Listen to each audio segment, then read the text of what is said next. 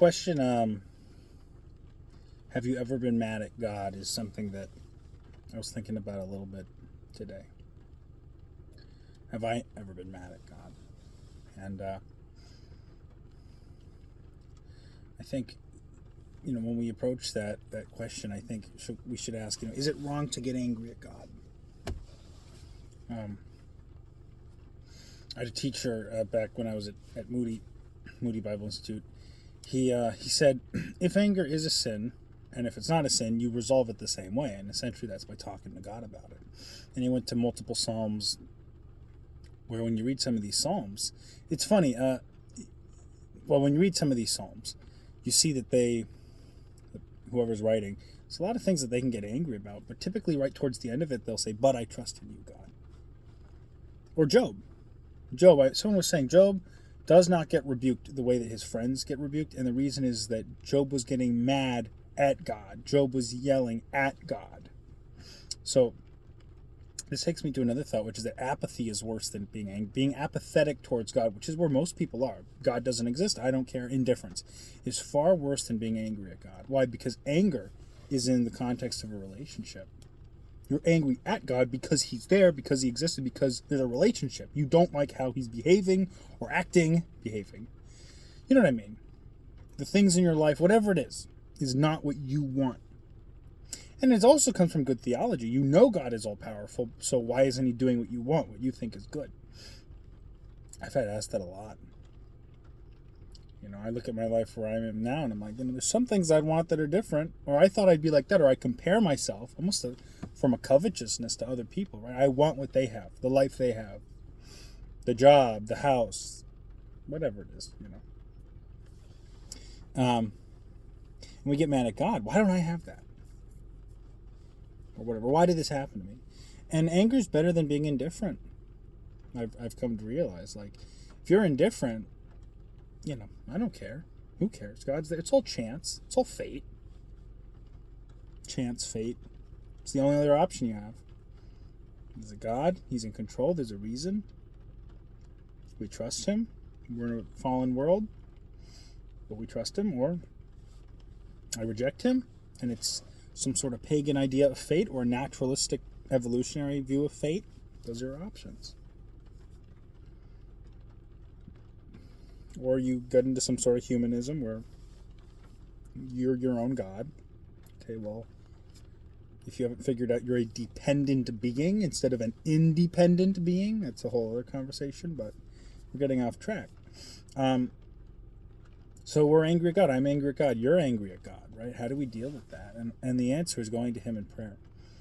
And what I was going to say before I was that there needs to be, maybe in the modern church, there needs to be more of a place to suffer. And this is something that we maybe lose sight of in the modern church, is some of the songs can be sad. They can be sad because we're, in life we suffer. Things happen. Difficulty. And it shapes us. There's a reason for it, all that. But it's hard. And, sometimes I see that, I was reading, I was listening to Jewish music. I was listening to someone talk about it, and he was saying, why are so many Jewish songs in a minor key, or from Russia? These Russian areas, they're in a minor key. He says, you're dealing with people very acquainted with, that suffer a lot. A people group that went through socialism and the atrocities that happened there, or the Holocaust, or whatever you want to call it. And there's a lot of the music composed during this time is in a minor key rather than a major key. And I don't know a whole lot about music, but I know that it's more somber. It invokes sadness, like a reflection, instead of yes, this joy. And there's a place for both of them, though. But I've noticed that it's even reflected in our music. So having a place to be able to suffer in the church. Does the church know how to suffer? Do we know how to comfort people who are suffering when we're not suffering? Have we suffered so we can comfort other people? And my thought is this, there's so many times that I hear something and immediately my response is anger at God. And that's not a bad thing, because I have to process it in relationship with him. But what do I not understand? What data or attribute of God do I not understand that's causing me to be angry, or you to be angry? I think of, when things, we can say, when things in life that happen don't go our way, right? Small things or big things, right? God's weaving a tapestry of your life, and you can only see the backside of it. But when you get to heaven, you'll see the full picture. Okay, all right. What does the Bible say about suffering? I mean, I read Job. Look at Job. Job doesn't give us an answer, but what Job does tell us is that God is God, and he has not chosen to reveal why. I don't like that answer, personally. I don't like it. I want to know why. Tell me. I demand an answer. Well, I believe he will have an answer. I've heard some teachers say that perhaps eternity is God revealing that answer. We suffer. And through all of eternity, we are discovering. It's Charlie Clef at Schaefer said that, actually. He said perhaps we are all of eternity, we're discovering why we suffer. But what do we know about suffering? Well, we know that God's power is perfected in weakness. We know that do not suppose some strange thing has come upon you when you suffer.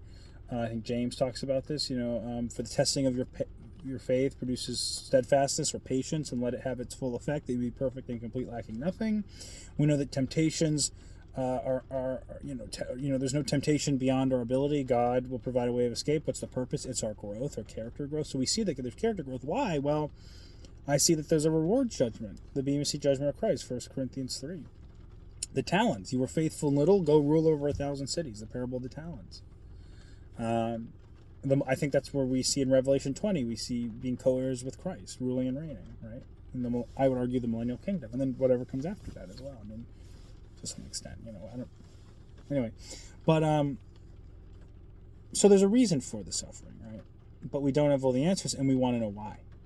And the hard part is to trust God. I find this in my own life. The hard part is to trust God when we don't have the answer. Why?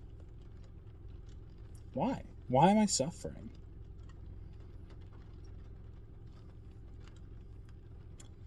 And we don't get the answer.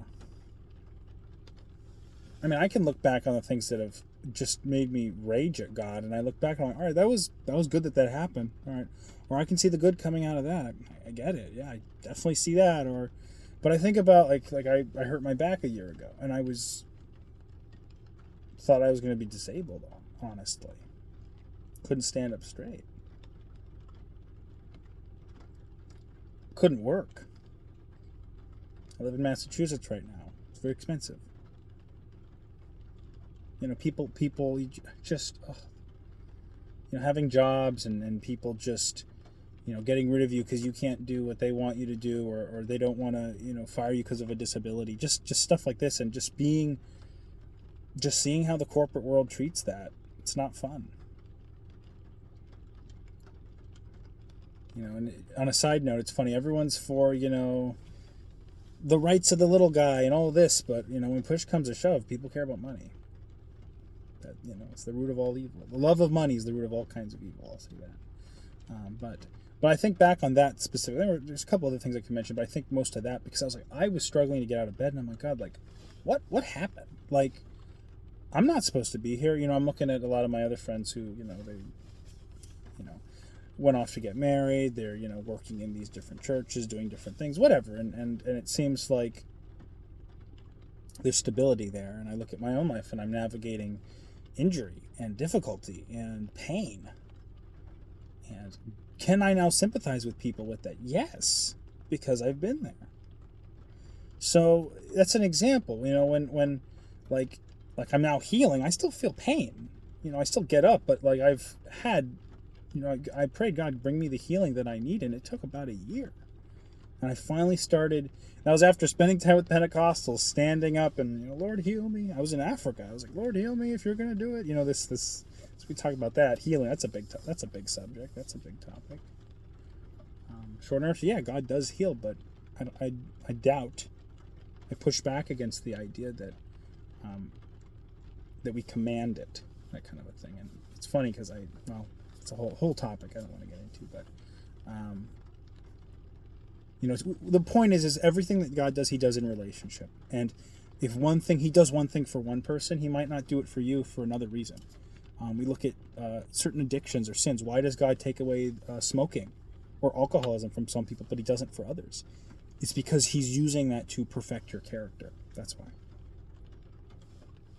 Short answer. But God does things in relationship. So we look at other people and we say, why don't you do that? And it's like, well, you need X, Y, and Z. You're a different child of his, right? And you need a different approach. Because he's concerned about the heart, the refining of the heart, right? As you melt the gold, it removes the impurities, right? Or the silver. And so just these thoughts, if you're angry at God, and it's something I deal with weekly, monthly, like it just spurs up, like, oh, how could that happen? Oh, this atrocity, this act of violence, especially specifically when you hear about just terrible things that aren't right. God, where were you? What happened? And understanding evil and understanding the fall and understanding the ramifications of that, as well as understanding sovereignty and God's providence. This is why I move away from a very rigid kind of reformed approach on sovereignty and Calvinism. Understanding those things rightly, it lends to how do we understand the events of the world around us and how do we deal with our failed expectations in relationship with God. And we have to think rightly about those things. And it takes time, it takes thought. And sometimes we aren't even aware of what we're thinking until we get slammed, until something happens and the pain of life hits us. And that's difficult. That's really difficult. Because what happens is life, the trials in life test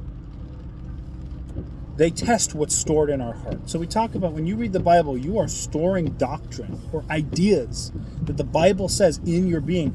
And when adversity comes, that doctrine is tested, or the bad doctrine is tested. And doctrine is just a big word for what you believe. What do you believe about God? And so,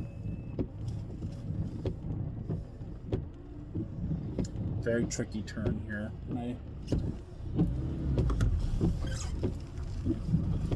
There we go. And so that's what. So the trials of life test what is in our heart. And so that's why it's important in times of tranquility and peace, times of peace, to really refine what do I believe about God and suffering. Because when push comes to shove, that stuff's going to come out. Because you have to be convinced of something to believe it, right? Because when the difficulty comes, you're going to have an emotional response. You're not going to have a logical response. It almost makes me think, I don't know if this is a direct parallel, but police officers or people in combat, they train something or fighting skills, right? Because you get muscle memory when you do something over and over and over and over. If you don't do that, if you don't have muscle memory, you're not going to be able to respond correctly when you're stressed out, right? And so this is the same concept, is that when you are in difficulty, sometimes, again, God is using that to shape you, but if you haven't wrestled with some of those things, you're going to have to do that, and it might be harder. It is harder when you haven't thought through it already. Because even when I have thought through theological stuff about suffering, and I have suffered, it's like it all comes back. It's like I got to get centered again. It's very easy to get lost and angry and bitter and depressed in those times. And it's because we haven't thought through, what do we believe about God, about suffering, about evil, about its purpose. So my prayer for you is, if you are suffering out there, take your anger to God and start to parse through, why is there evil? Well, it's because we're in a fallen world. Does God decree every act of evil? I'm of the theological side that says no. It is part of the sin. It is part of the world, the flesh, and the devil. That is where evil comes from. It doesn't come from God. God is not the author of evil, as there are some theological groups that will say that. No. God can work His plan, His sovereign will. This shows me the power of God through the free will choices of other beings. He doesn't need to dampen or control their will to enable his will to come forward. This is the power of God. And so when we see evil, God hates it just as much as we do, but He also knows that there is a set day when He will end it all. And this is the thing, we cry for God's judgment, but when God does come in and fix everything, a lot more happens. That means the people who have not trusted him yet, that's it. They're out of time, right? So God is gracious in letting the effects of the fall and sin continue, because it allows more people to come to know him. So I'm just giving a big picture of why doesn't God just end it all? And it's because he cares for each man, woman, and child. And he wants them to come to know him. And he's giving them time in this time of grace to come to know him and receive Jesus. So my prayer is that this video may bring comfort to you, perhaps, if you're suffering. And the question we were looking at today was, are you mad at God because of suffering, essentially? And so I just pray that God will comfort you in whatever you're going through, if you are. Amen. Bye-bye.